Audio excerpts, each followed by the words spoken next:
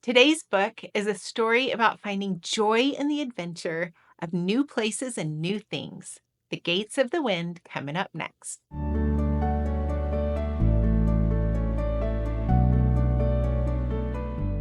Welcome to Read with Maren, where I share with you fun, wholesome, and inspiring stories that you can share with the whole family. Stay to the end, and I'll share with you some of my thoughts on the book, as well as some of the inevitable bloopers that always happen. Let's begin. Long ago, a trickle of water sprung from the peak of a very old mountain. The trickle split into threads, the threads wove into a stream, and far down the mountainside, the stream flowed into a river. The river slid like a ribbon through the velvety folds of the valley deep below. In the heart of the valley nestled a small village. In the summer, the village was never too hot, for the steep surrounding mountains cast long shadows. In the winter, it was never too cold, for the mountains shielded the village from the fierce winds. What could be better? The villagers often asked. Our village is cool in the summer, snug in the winter, and always peaceful. It's the best place in the world. Everyone said so, except Gamma-Lee. Best, muttered Gamma-Lee. How do they know what best is? They've never been any place else. She paused and scratched her head. And neither have I. It's time for me to move on, Gamma-Lee said to her neighbor one day. But this is the best place in the world, the women replied. And you've always been here, Gamma-Lee. Gamma-Lee looked at her neighbor and then looked at the river. It was true. She had been there since the day she was born. But the river had always been here too. Yet at the same time, it moved on. The fish in this river has seen more of the world than I have, she retorted, and disappeared into her cottage, leaving her neighbor gaping after her. The next morning, Gamma-Lee packed up her tools, her wood, her packages of nails, and her bundles of seedlings, her great-grandmother's old patchwork quilt, and a long red muffler, and put them all in her small cart. She clucked to her mule, Louise. Off they went. Behind her, she could hear the villagers whispering and clicking their tongues in dismay. She's crazy. Our village is cool in the summer. It's snug in the winter. This is the best place in the world. Gamma-Lee smiled. Maybe so. Maybe not, she thought. And she turned the cart and urged Louise up the hill. She decided to follow the river upstream, towards the place that her great-grandmother had told her about years earlier, up in the mountains and beyond the long shadows, the place where the river began, the place called the Gates of the Wind. Gamma-Lee and Louise made their way through the meadows of the bright flowers and around the still ponds carpeted with water lilies. They traveled through quiet, mossy forests and circled lakes that mirrored the skies. They climbed until the flowers were just dots of color between the stones, and there were no trees at all. They climbed to places where the snow had not yet melted, where tiny yellow avalanche lilies dared to grow at the edge of the ice fields. The river became narrower. The water no longer slid like a dark ribbon, but quickened and tumbled over the rocks. 5 days passed, and the river shrank into a trickle. Finally, at the steepest part of the highest mountain, Gamma-Lee found a deep crack, spurting a silver cord of water. Here the wind whipped around the mountain spires, sometimes blowing so hard that the silver cord turned into a veil of mist. This has to be the Gates of the Wind, Gamma-Lee cried, struggling to keep her balance. Her long braid came undone, and her skirts whirled around her. I think I'm going to like it here, she cried. With that, the wind quickened, picked her up, and knocked her flat. Goodness, Gamma-Lee declared. I better build our house. She gathered up the wood she had brought and found a sheltered spot. Gamma Lee was a good carpenter. She had learned all she knew from her grandfather and her father. She measured and pounded, sawed, and paying no attention to the meddling wind that scattered her tools. Soon she had a small hut. There, Gamma Lee said as she hammered in the last nail. She pulled Louise inside, scratched her between the ears, and tucked herself under the patchwork quilt. I'll make us a bed tomorrow, she called over the wind howling outside. Sweet dreams, Louise. Tired from her long journey, Gamma Lee slept so deeply that she did not notice the wind howling for the rest of the night. But the next morning, she found that her house had blown down right on top of her. The boards splintered to the size of matchsticks. My goodness, she said, sitting up and brushing pieces of her house off her quilt. We do have a problem here. I guess I won't worry about building the bed yet. Louise flicked her tail, twitched her ears, and shook wood chips from her furlock. But you know, Louise, I do like it here.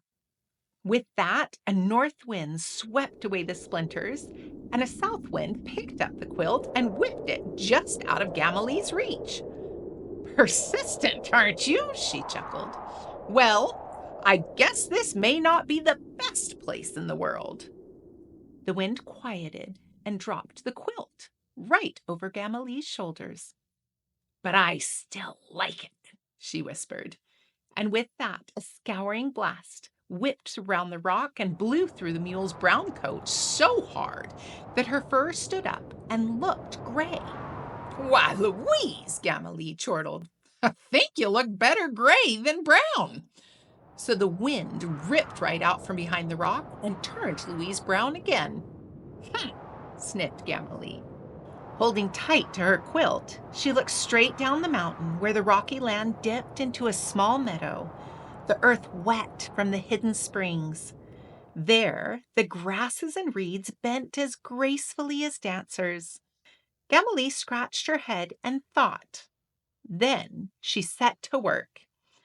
By evening, Gamma Lee had built a new hut of supple reeds with a roof of sweet green grass.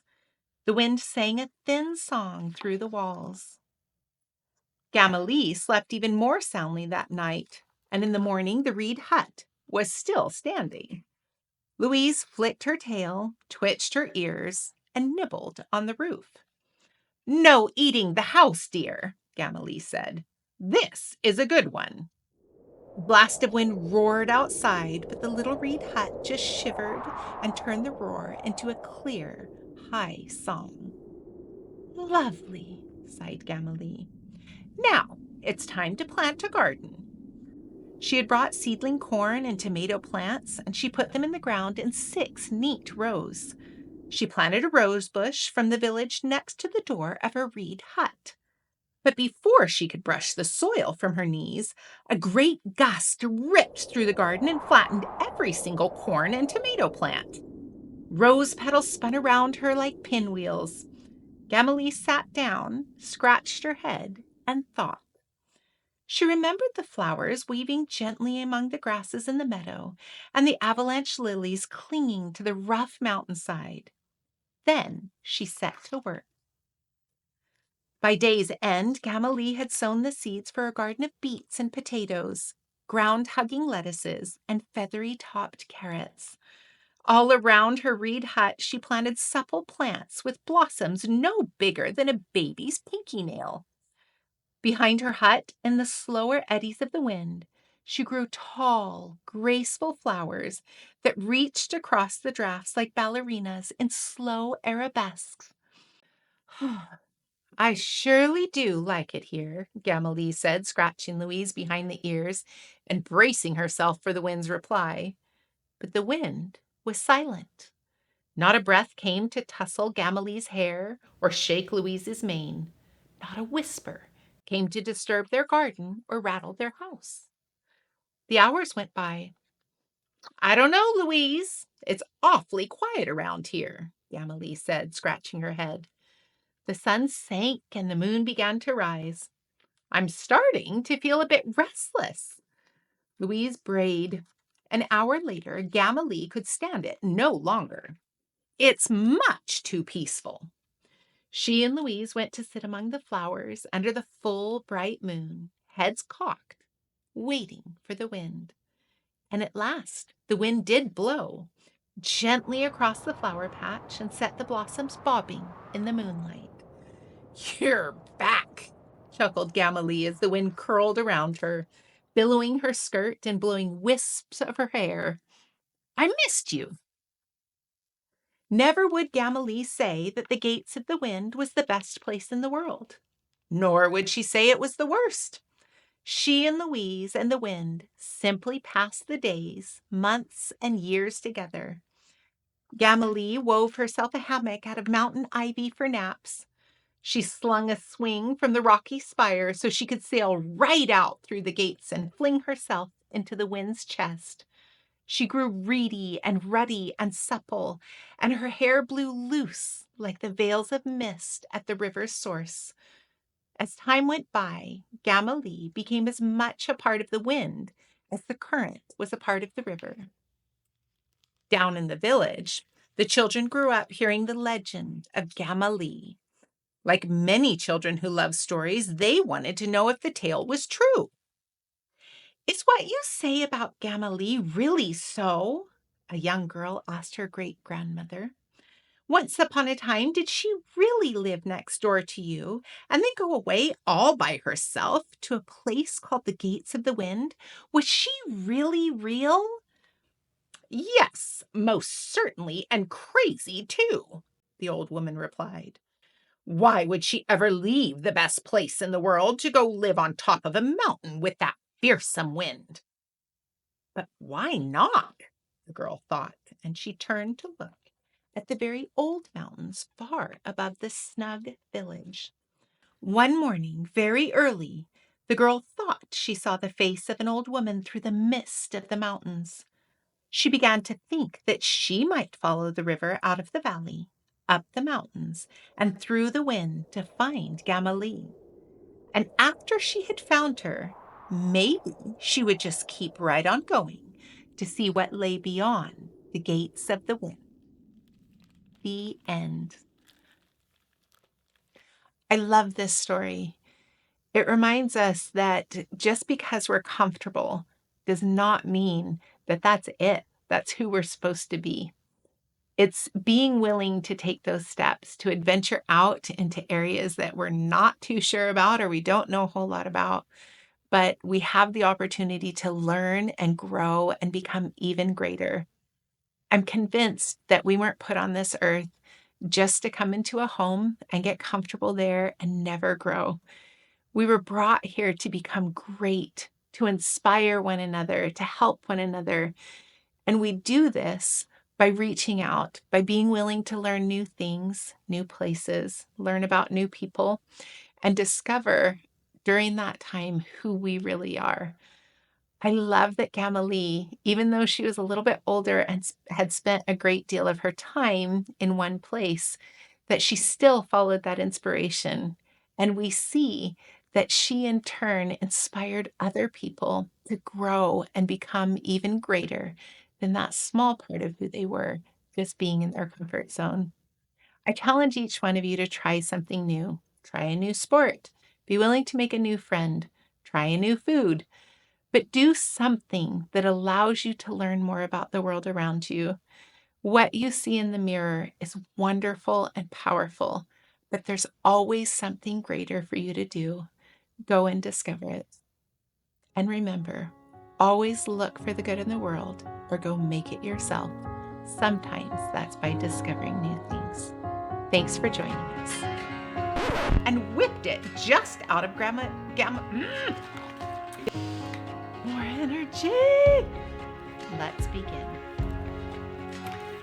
Along.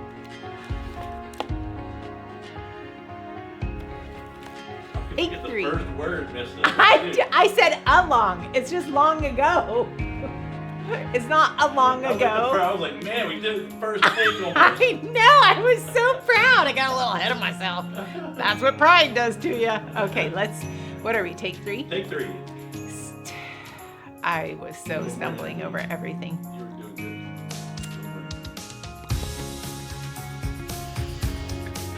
good. 4. As well as some of the inevitable bloopers like that. Okay, what am I on? I wish I wouldn't have said a long ago. Me too. But that's what it is. So here we go.